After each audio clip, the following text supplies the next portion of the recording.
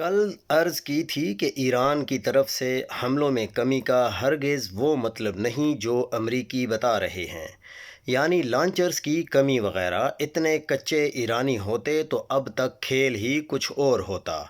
دراصل ہمارے لوگوں کی اکثریت اسے روایتی جنگ سمجھ رہی ہے، ان کا قصور نہیں ہے، خود امریکہ بھی یہی سمجھ کر کودا تھا اور اسے جھٹکا لگا۔ خطے کی موجودہ صورتحال کو درست طور پر سمجھنے کے لیے اس کا پس منظر سمجھنا ضروری ہے۔ پچھلے سال سے شروع کریں تو سعودیہ پہلے ہی موقف لے چکا تھا کہ دو ریاستی حل کے روڈ میپ کے بغیر وہ ابراہم ایکارڈ پر راضی نہیں ہوگا۔ اب اور سخت ہو جاتا ہے کہ نیتن یاہو یا اسرائیل میں کسی دائیں بازو کی حکومت کے ہوتے وہ اس پہ مذاکرات میں ہی شامل نہ ہوگا۔ اس کے بعد اسرائیل یکدم ایران پر ٹوٹ پڑتا ہے۔ آگے سے ایران کہیں زیادہ تیار ہے تو ٹرمپ جان چھڑانے آتا ہے۔ سعودیہ کے انکار پر حملہ ایران پہ کیوں؟ یہ سوال آپ کو اپنے آپ سے کرنا چاہیے، کیونکہ اس مہم میں ناکامی کے بعد امارات متحرک ہوتا ہے اور ریڈ سی سے لے کر یمن، سوڈان اور لیبیا تک سعودیہ کے خلاف پراکسی جنگ چھیڑ دیتا ہے، جس کا نوٹس مصر اور ترکیہ بھی لیتے ہیں اور مشرق وسطیٰ کے نقشے بدل کر چھوٹے چھوٹے حصوں میں تقسیم کی سازش کا الزام بھی لگا دیتے ہیں۔ سعودیہ سختی سے جواب دیتا ہے، امارات کو پسپا ہونا پڑتا ہے اور وہ انڈیا کو بلا کر اس سے جو دفاعی معاہدہ ہے وہ کر لیتا ہے۔ اس کے بعد مودی اسرائیل کا دورہ کرتا ہے اور موجودہ جنگ شروع ہو جاتی ہے، جس میں امریکہ خود حملہ کرتا ہے۔ یہ ساری ترتیب بے معنی نہیں ہے، ان کا گہرا ربط ہے۔ دباؤ سعودیہ اور ایران پہ باری باری پڑ رہا ہے، صرف سعودیہ کو کھل کے مخالف بنانے سے گریز ہے اور گھیر کر دباؤ میں لانا ہے۔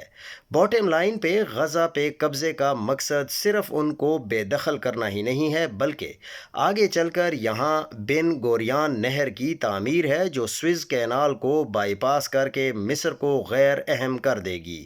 کھیل ٹریڈ روٹس کا ہی ہے، جس پہ سعودیہ، مصر اور ترکی کے کان کھڑے ہو گئے۔ چینی بیلٹ اینڈ روڈ کے متبادل یہ مغربی ٹریڈ روٹ ہے جو انڈیا سے ہوتا خلوج اور صومالی لینڈ کو ملاتا براستہ اسرائیل مشرق بعید کو یورپ سے ملاتا ہے۔ اب آپ کو امارات، اسرائیل، برطانیہ اور انڈیا کے اندرونی اتحاد کی وجہ سمجھ آ جانی چاہیے۔ اس متبادل بحری ٹریڈ روٹ کا کنٹرول برطانیہ اور امریکہ کے پاس ہی رہے گا، کیونکہ سمندروں پہ ان کی سپرمیسی کو چیلنج نہیں ہے۔ اس کا ایک راستہ انڈیا سے بحیرہ احمر تک ہوتا بن گوریان کینال سے یورپ تک پہنچ سکتا ہے، تو دوسرا راستہ خلیج سے ہو کر اسرائیل تک پہنچانے کے لیے مشرق وسطیٰ کے نقشے بدل کر ان ممالک کو توڑنا پڑے گا۔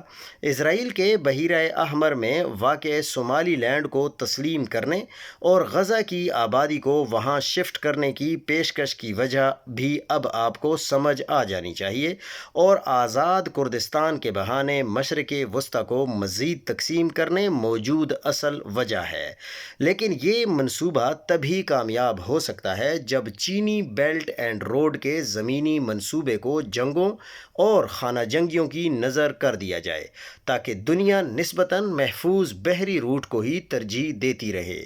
جب آپ اس زاویے سے غور کریں گے تو یوکرین وار اور اس میں برطانیہ کی غیر معمولی دلچسپی کی وجہ بھی سمجھ آ جائے گی، اور پولینڈ کی طرف سے شنگھائی یورپ ٹرین کو راستہ دینے کے حالیہ انکار کی بھی، اور امریکہ کی طرف سے بگرام ایئر بیس واپس مانگنے کی بھی، اور افغانستان میں رجیم چینج کی جرنیلی خواہش کی بھی، اور کیوں ترکیہ، چین، قطر، ایران ہماری اور افغانستان کی صلح کرانے کی کوشش کر رہے تھے۔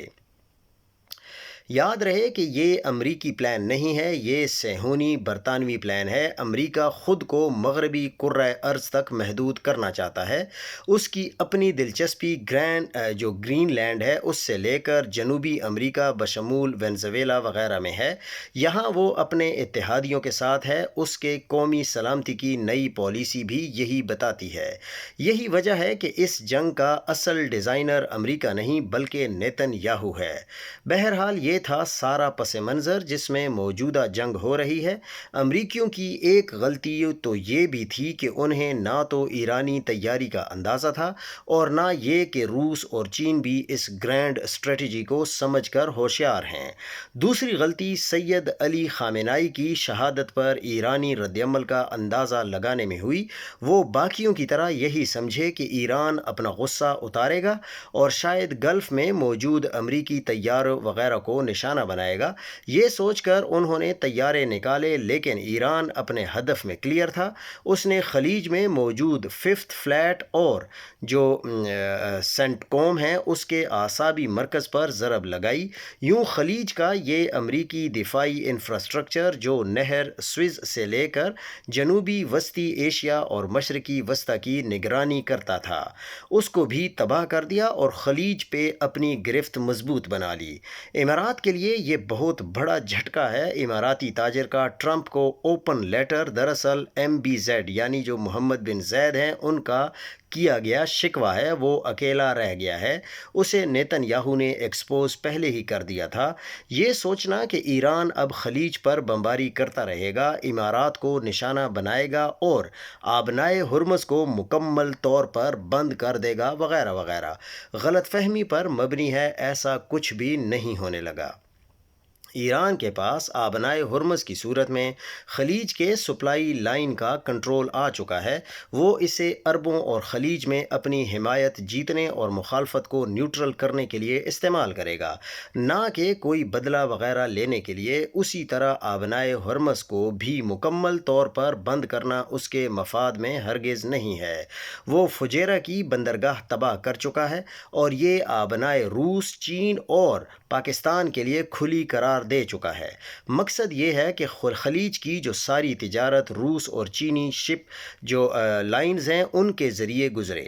امارات یقیناً بحرین ہی کی طرح آخر وقت تک اسرائیل کا ساتھ دینے کی کوشش کرے گا، لیکن سب سے بڑی کمزوری اس کی جو ہے وہ فوڈ سپلائی ہے اور پیٹرولیم کی ایکسپورٹ ہے۔ خلیج کی حد تک یہ جنگ یوکرائن وار کی طرح لمبی اور ہنگامہ خیزی سے خالی ثابت ہونے جا رہی ہے۔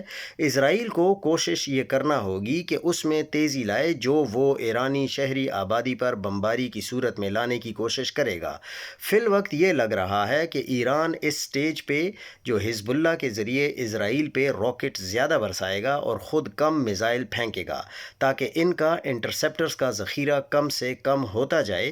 ایک خاص حد کے بعد اپنی شہری آبادی پر حملے روکنے کے لیے پھر وہ اسرائیل پہ بے پناہ سٹرائکس شروع کر دے گا، لیکن فی الحال نہیں۔ فی الحال اس کی زیادہ توجہ خلیج اور یہاں حاصل کی گئی کامیابی کو زیادہ سے زیادہ عرب ممالک کی حمایت حاصل کرنے کے لیے ہی استعمال کرے گا۔ بہرحال یہ اسٹریٹجی کا ایک مجموعی خاکہ ہی ہے، اتار چڑھاؤ بھی آتا رہے گا اور دوسری طرف سے جوابی کوششیں بھی جاری رہیں گی۔ ہر جنگ میں ایسا ہی ہوا کرتا ہے، راتوں رات نتیجہ کبھی بھی نہیں نکلا کرتا۔